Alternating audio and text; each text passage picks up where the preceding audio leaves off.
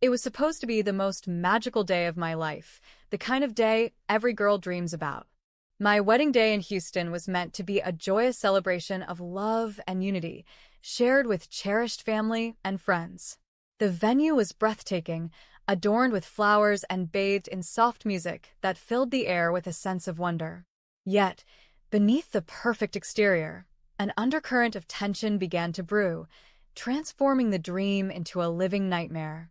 The ceremony itself was flawless, the vows exchanged with heartfelt sincerity.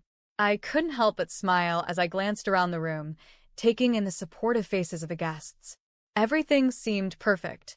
Leo and I had spent months planning every detail, and I thought nothing could dampen the happiness of this day. But as the evening unfolded, cracks in the illusion of perfection began to show. As I stood by the refreshments table, chatting with some guests, Leo's mother, Iris, approached me. She was a woman in her mid-50s, with an air of authority that could silence an entire room. Her sharp eyes pierced through me as she said, "Nina, we need to talk." Now. The tone of her voice sent a shiver down my spine, but I followed her to a quieter corner of the venue, hoping it was just a minor issue. As soon as we were out of earshot, her expression hardened. "You've disrespected me and embarrassed this family," she began, her voice low but laced with anger. I was stunned. "Iris, I don't understand what you mean. I've done nothing but try to make this day wonderful for everyone," she scoffed, her lips curling into a sneer. "Don't play innocent with me. You've acted disgracefully, making this wedding all about you and ignoring your responsibilities to this family." Her accusations came out of nowhere, and my confusion must have been evident on my face. Before I could form a reply, Leo appeared, drawn by the tension. His expression was unreadable as he looked from me to Iris. "What's going on here?" Leo asked, his voice calm but firm. "She's been disrespectful and ruined the day for everyone," Iris replied, her voice rising slightly. "I can't believe you married someone like her." Leo's gaze shifted to me, his eyes narrowing. "Is this true, Nina? Have you been causing trouble?" My chest tightened. "No, Leo. I haven't done anything wrong. I've been trying to enjoy our wedding like everyone else." But instead of believing me, his face twisted with anger. "You've humiliated my mother in front of everyone," he snapped. "This is unacceptable." Leo's words hit me like a punch to the gut, but what happened next was even more shocking. His face, contorted with anger, made it clear he wasn't interested in hearing my side of the story. "You've made a fool out of me and my family," he shouted, loud enough for nearby guests to turn their heads. Before I could respond, he raised his hand and slapped me across the face. The sharp sound of the slap echoed through the room, and for a moment, everything felt frozen. My cheek burned from the sting, but the humiliation cut even deeper. I stood there, stunned, as the guests stared in shocked silence. A few exchanged uneasy glances, but no one stepped forward to intervene. Iris stood off to the side, watching with a smirk of satisfaction, as if she had won some kind of battle. Meanwhile, Leo wasn't done. "You're a disgrace," he spat, his voice dripping with venom. "I can't believe I married someone so selfish." Tears welled up in my eyes as the room spun. I felt like I was drowning in humiliation, surrounded by the judgmental stares of everyone who had just witnessed my husband strike me on what was supposed to be the happiest day of my life. I wanted to scream, to defend myself, but no words would come. I was paralyzed by the weight of what had just happened. Eventually, the awkward murmurs among the guests began to fill the silence. Some pretended to go back to their conversations, while others looked on with pity or disgust. But I couldn't stay there any longer. Without saying a word, I turned and walked away from the reception, desperate to escape the nightmare that had become my wedding day. I found a secluded spot behind the venue, away from the prying eyes of the guests. The tears that I had been holding back spilled over, streaming down my face as I tried to process what had just happened. This was supposed to be the beginning of a beautiful life with Leo, but instead, it had revealed an ugly truth. My marriage was built on deceit and toxicity. The sharp sting on my cheek was a reminder of the public humiliation I had endured. But worse than the slap was the realization that Leo, the man I thought I knew, had chosen to side with his overbearing mother rather than stand by me. Sitting in the dim light, I stared at my reflection in a small decorative mirror nearby. My face was flushed, my eyes red from crying, and my heart heavy with betrayal. As painful as the evening had been, it was also a moment of clarity. This wasn't just a fleeting moment of anger, it was a glimpse into a toxic relationship I couldn't ignore. I can't let this define me, I whispered to myself. I won't be their victim. The humiliation of that night ignited something inside me, a fire I hadn't felt before. I wasn't going to let Leo or Iris control my narrative. I would fight back not just for my dignity, but to expose the truth about their cruelty. That slap was not the end of my story. It was the beginning of my fight for justice. I made a silent vow then and there. I would gather evidence, seek help, and ensure that Leo and Iris faced consequences for their actions. My journey wouldn't be easy, but I was determined to reclaim my life.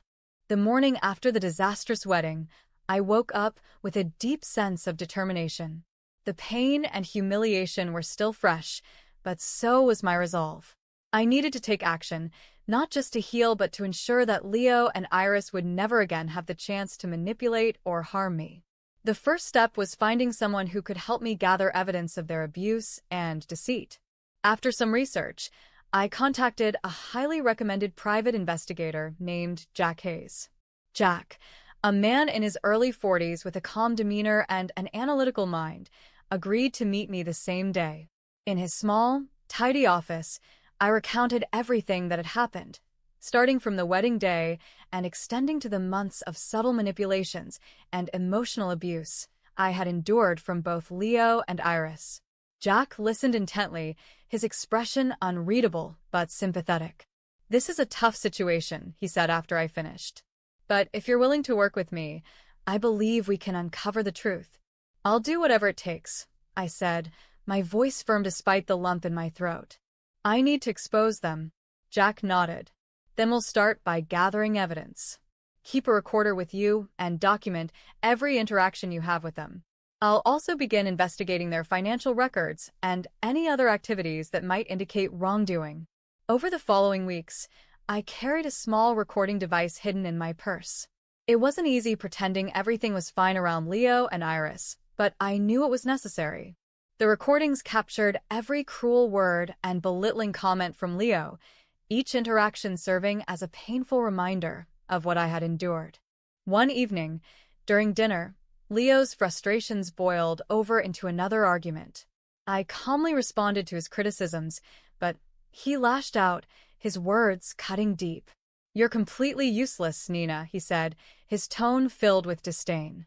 "I don't know why I ever married someone like you." I pressed on, trying to stay composed. "I've done nothing but try to make this marriage work, Leo. Why are you always so angry?" His response was venomous.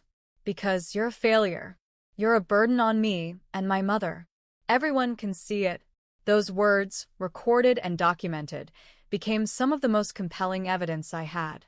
Meanwhile, Jack Hayes uncovered shocking details about Leo and Iris's financial dealings. He discovered large sums of money being transferred between multiple accounts, raising suspicions of fraud. As the weeks went by, I felt both drained and empowered. Jack Hayes continued his meticulous investigation into Leo and Iris's financial activities, and I focused on collecting every bit of evidence I could. But this wasn't something I could do alone. I needed support. That's when I turned to my best friend, Mia. Mia, in her early 30s and as fiercely loyal as she was sharp, had always been my rock. When I told her about the slap and the subsequent discoveries about Leo and Iris, her reaction was a mix of shock and fiery determination. "They've gone too far, Nina," Mia said, pacing my living room. "You can't let them get away with this." "I won't," I assured her. "Jack and I are building a case, but I need your help too. I need someone to keep me grounded through all of this." Mia sat down beside me, her expression softening. "You've got me, Nina. Always. Let's go through everything together." With Mia's help, I began organizing the evidence. We replayed the recordings, highlighting Leo's harsh words and Iris's manipulative tactics. The financial documents Jack had uncovered were damning, showing a clear pattern of embezzlement and fraud. Each piece of evidence painted a more sinister picture of Leo and Iris's true nature. Mia was the one who suggested turning the tables in the most public way possible. "They humiliated you in front of everyone at your wedding," she said, her voice resolute. "Let's expose them in front of the same audience, and more." The idea was bold, even risky, but it struck a chord with me. "A public event," I mused, nodding slowly. "Invite friends, family, even the media. Show everyone exactly who Leo and Iris are." With Jack's approval and Mia's help, we began planning an elaborate event to unveil the truth. The invitations were sent out under the guise of a celebration, a chance for me to thank everyone for their support after the wedding. Behind the scenes, we meticulously prepared every piece of evidence to present. The day of the event arrived, bringing with it a mix of nerves and determination. The venue was a grand hall in downtown Austin, decorated elegantly to disguise the storm that was about to unfold. Family, friends, and even media representatives filled the space, their chatter echoing off the walls as they speculated about the purpose of the gathering. Leo and Iris arrived with confident smiles, likely expecting another opportunity to flaunt their superiority. They mingled with guests as though nothing was amiss, completely unaware of the trap about to spring. I stood off to the side, my heart pounding as I rehearsed my speech in my mind. Mia gave my hand a reassuring squeeze. "You've got this, Nina," she whispered. "Remember, the truth is on your side." When the time came, I stepped up to the podium. The room quieted as I addressed the crowd, my voice steady despite the weight of the moment. "Thank you all for coming today," I began. "This event was planned as a celebration, but it's become something much more significant." I glanced at Leo and Iris, noting the faint hint of unease in their expressions. "Tonight, I'm here to share the truth about my marriage, about the people you see before you, and about the betrayal and abuse I've endured." The tension in the room was palpable as I pressed a button on a remote control. A large screen behind me lit up, displaying the first piece of evidence, an audio recording of one of Leo's outbursts. His venomous words filled the room, leaving no doubt about the emotional abuse I had suffered.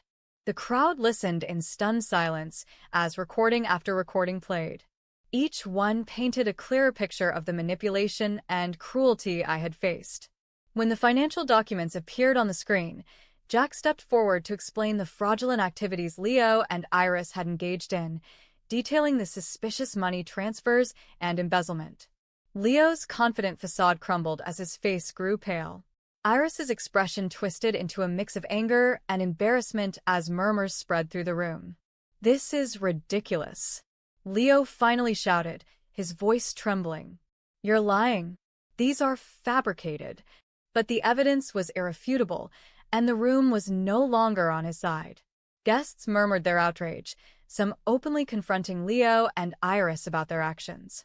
The media representatives eagerly captured every moment, ensuring the truth would reach a wider audience.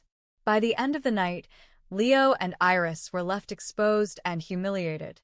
Their attempts to escape the venue were thwarted by a swarm of questions from guests and reporters.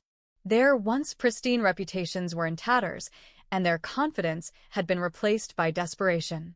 For me, it was a moment of triumph. I had taken control of my narrative and refused to let them define my story. But I knew the fight wasn't over. There was still the legal battle to come. The days following the event were a whirlwind of activity. The evidence I had presented not only tarnished Leo and Iris's reputations, but also sparked immediate legal consequences. The authorities took notice of the financial fraud Jack had uncovered, and an investigation was launched.